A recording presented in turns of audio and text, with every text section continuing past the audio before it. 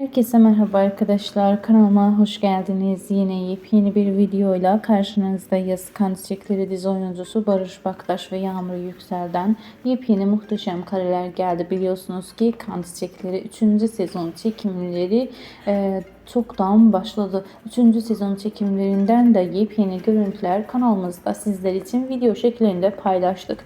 Bunun için kanalımıza destek olmak için abone olup videolardan anında haberdar olmak için zil butonunu açmayı unutmayın. Bir sonraki videomuzda görüşürüz. Hoşça kalın, iyi seyirler, sağlıkla kalın, mutlu kalın. Kan çiçeklerini sabırsızlıkla bekleyenler videomuzu beğenip yorumlarda bize belirtmeyi unutmayın. Bir sonraki videomuzda görüşürüz. Hoşça kalın.